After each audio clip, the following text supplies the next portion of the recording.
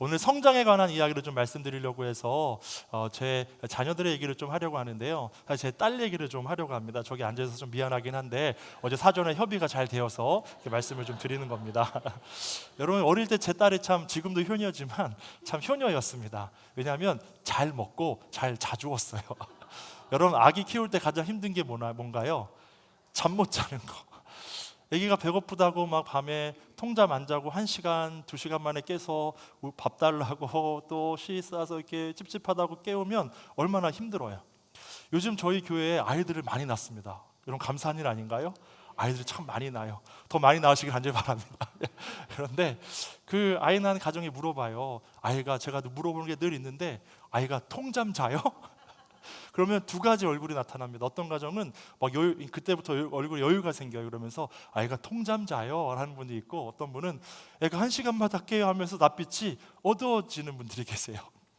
저희 아이가 자랄 때 보니까 잘 먹고 잘 자니까 잘 이렇게 자라고 잘 크더라고요. 얼마나 고마웠는지 몰라요. 그러다 보니까 또 몸도 아파도 금방 낫고 하더라고요.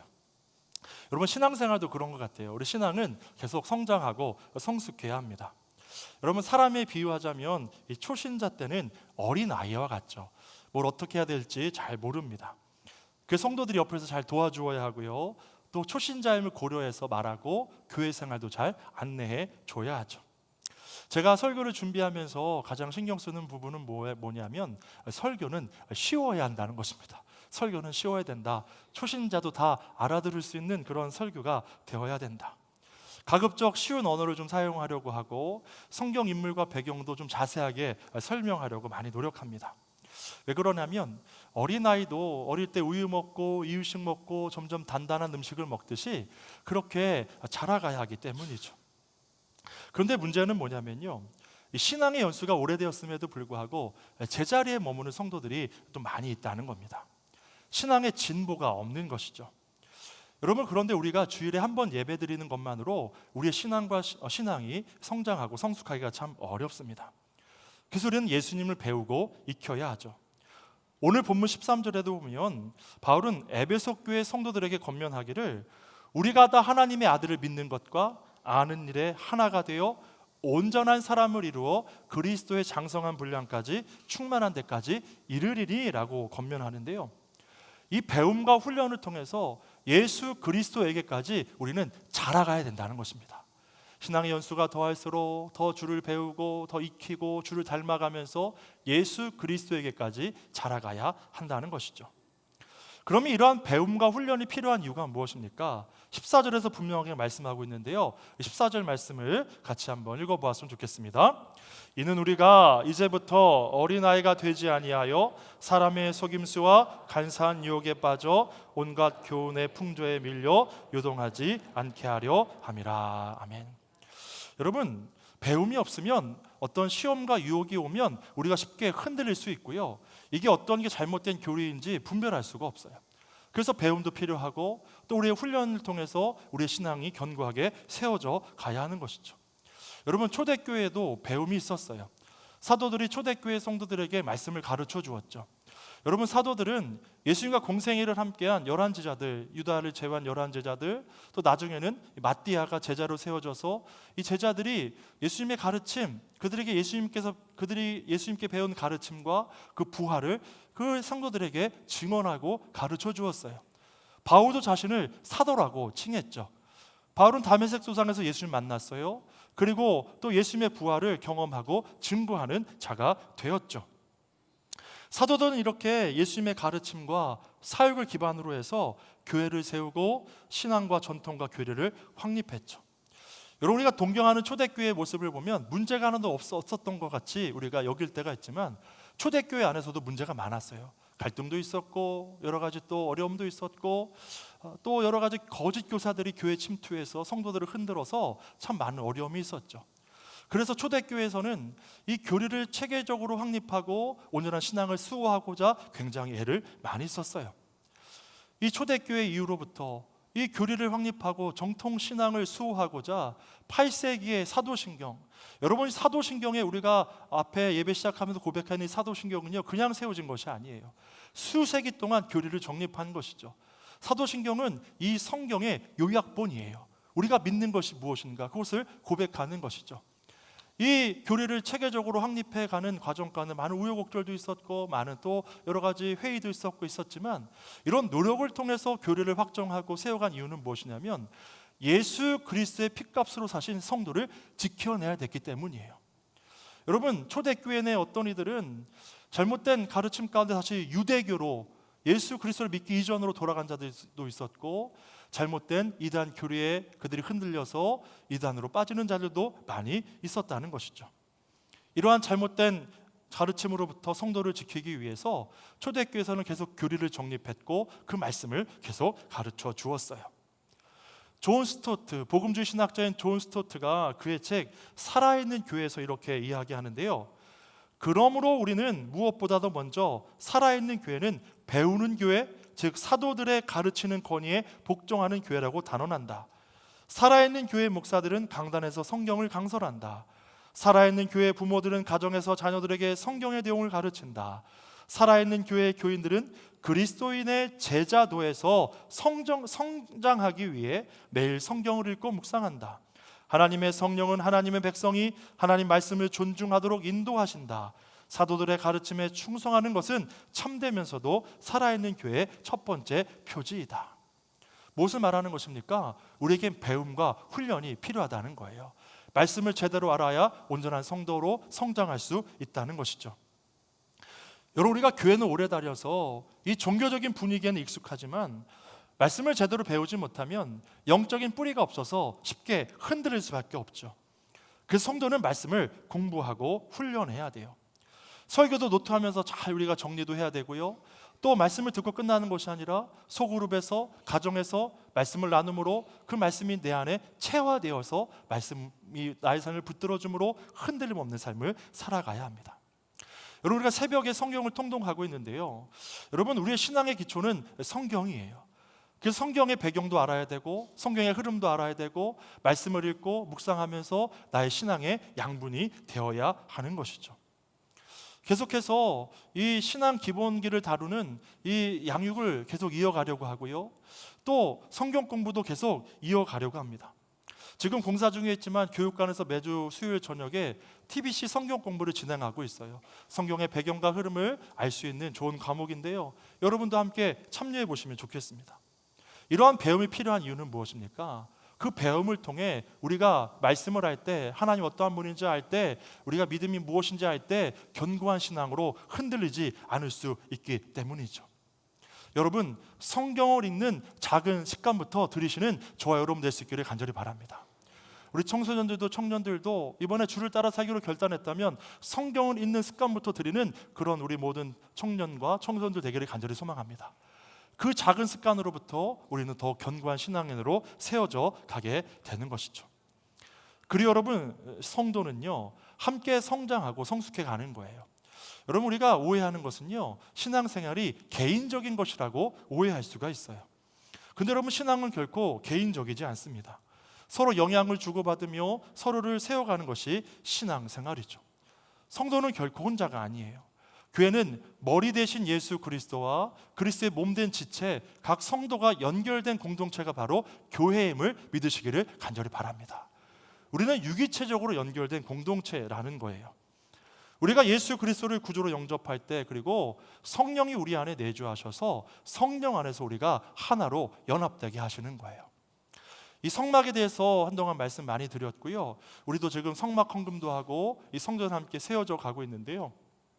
여러분, 공사 현장 올라가 보지 못하시겠지만 사진으로 보시지만 올라가 보면 벌써 벽이 세워져 가고 있어요. 벽이 하나하나 세워져 가고 있는데, 여러분 성막도 보면요 벽을 세워요. 이 서쪽과 동쪽과 또 남쪽과 북쪽과 벽을 세울 때 띠를 5개 연결하는데요. 4개의 띠가 겉에 보이게 띠가 쭉 연결돼서 벽을 지탱해줘요. 그런데 보이지 않는 하나의 띠가 이 성막벽 사이를 관통해서 쭉 연결해 주어서 성막벽이 견고하게 세울 수 있도록 그렇게 연결해 줘요. 보이지 않는 띠가 있다는 거예요. 여러분, 보이지 않는 성령의 띠로 우리가 다 연결되어 있음을 믿으시기를 간절히 바랍니다. 우리는 각자가 아니에요. 다 떨어져 있는 그냥 지나치는 존재가 아니에요.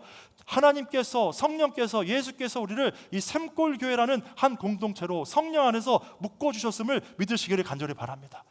그래서 우리는 서로에게 다 의미가 있는 거예요. 우리는 그 누구도 별개가 개별 존재가 아니라는 것이죠. 그래서 우리는 서로 성도를 형제 자매라고 부르는 거예요. 여러분, 초대교회 로마사에서는요, 기독교인들이 서로를 형제 자매라고 부르니까 서로 배다른 형제인가? 왜 안 닮았는데 형제 자매라고 하지? 라고 말할 정도였어요. 그렇게 형제와 자매와 같이 친밀하게 서로 사랑하며 지냈다는 것이죠. 우리는 예수 안에서 한 형제 자매라는 것을 기억하시기를 간절히 바랍니다.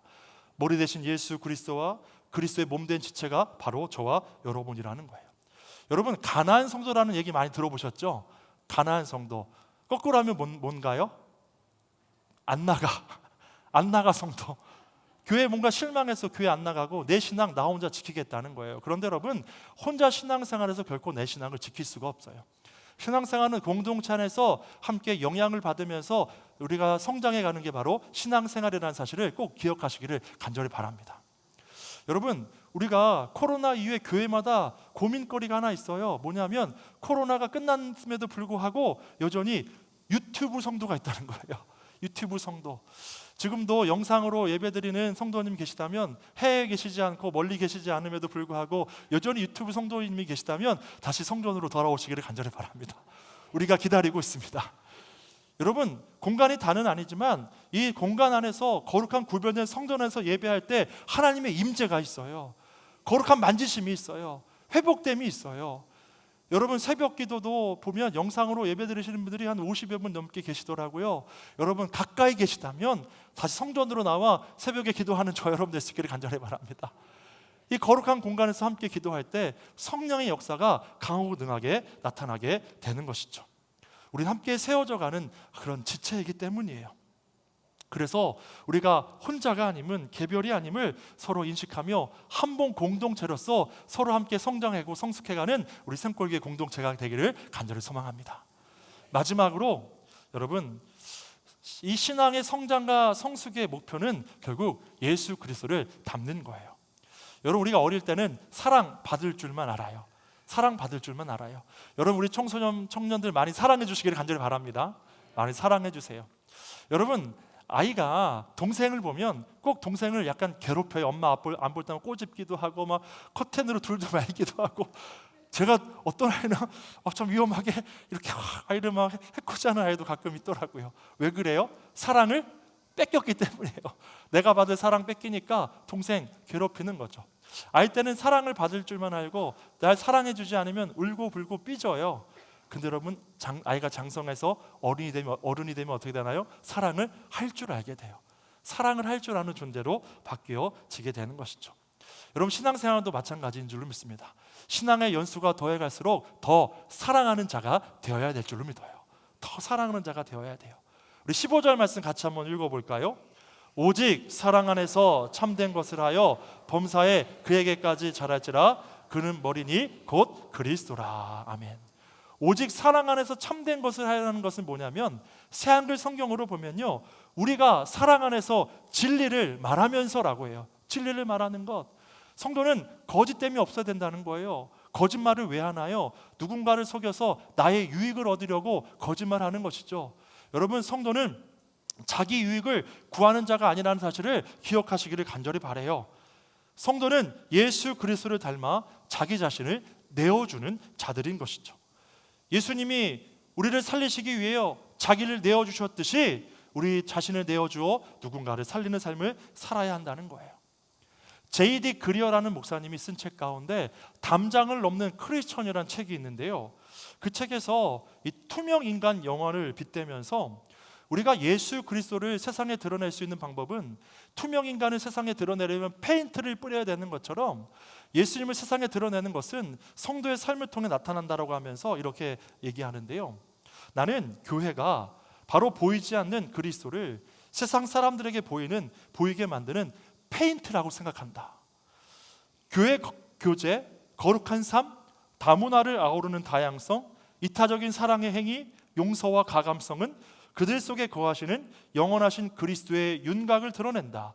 그리스도인이 세상에서 복음을 삶으로 실천하면 보이지 않는 그리스도의 움직임이 세상 사람들에게 보여지게 된다. 교회가 보이지 않는 예수 그리스도를 삶 가운데 드러내는 그런 존재라는 거예요. 하루는 이 목사님이 지역의 대표들이 모이는 그런 중요한 자리에 강사로 초청받았어요. 긴장하면서 앉아있는데 이 관계자가 목사님을 찾아와서 물어봤어요. 목사님, 저희가 왜 오늘 목사님을 강사로 이 중요한 자리에 초빙했는지 아십니까? 저는 잘 모르겠는데요. 그랬더니 이렇게 말합니다. 그것은 목사님의 교회가 최선을 다해 우리 도시를 섬겨주었기 때문입니다. 이제 강단에 올라가서 어떻게 교회가 이 도시와 주민들을 섬길 수 있었는지 설명할 수 있는 기회가 주어졌을 때 이 목사님은 강단에 올라가서 우리 교회가 어떠한 방법으로 어떤 프로그램으로 어떻게 재원을 마련해서 이렇게 교회를 이 지역을 도왔습니다 라고 말하지 않았어요. 이 목사님은 자신에게 주어진 20분의 시간 중에 18분을 예수 그리스도의 은혜가 어떻게 이기적인 사람들을 섬기고 사랑하는 자들로 변화시켰는지 그 은혜의 복음을 그가 전했죠. 예수 그리스도의 사랑을 경험한 자들은 섬김과 사랑의 삶을 살지 않을 수 없게 된다는 거예요. 그래서 자연스럽게 섬기게 되었다는 거예요. 담장을 넘는 크리스천이라는 책의 내용을 하나 더 인용하면 다음과 같아요. 우리의 주된 목적이 이웃으로 하여금 복음을 믿게 하는 것이라고 해서 우리가 회심을 위해서만 사람들을 섬긴다는 뜻이 아니다. 우리는 다른 이가 복음에 관심을 보이든 보이지 않든 상관없이 섬김을 실천한다. 왜냐하면 예수님이 우리를 그렇게 섬겨주셨기 때문이다. 하나님이 악인에게나 선인에게나 똑같이 햇빛을 비춰주시는 것처럼 우리의 선행의 빛은 차별 없이 만인에게 비춰야 한다. 누가 말했듯이 우리는 다른 이를 회심시키기 위해서가 아니라 우리가 회심했기 때문에 섬긴다라고 말해요. 그 은혜를 받았기에, 예수의 섬김을 경험했기에, 그 사랑을 경험했기에 우리는 사랑하며 섬기는 삶을 너무나 당연하게 살아나게 된다는 거예요. 여러분, 성도는 사랑할 줄 아는 자인 줄로 믿습니다. 받으려고만 하지 않고 나를 내어주고 섬기며 사랑하는 자들이에요. 결국 우리의 신앙의 성장과 성숙은 예수 그리스도를 닮는 것이죠. 이번에 여름 사역을 통하여 우리 다음 세대의 신앙이 성숙하고 성장하게 된 줄로 믿습니다. 점점 예수 그리스도 닮아가고 장성한 분량까지 예수 그리스도에게까지 자라나는 우리 다음 세대가 되기를 간절히 소망합니다. 우리도 신앙의 연수가 더할수록 더 사랑하는 자들, 예수 닮는 자들이 되어서 세상에 그 예수 그리스도를 밝히 드러내는 우리 교회와 모든 성도 여러분 되시기를 주 예수 그리스도의 이름으로 간절히 축원합니다.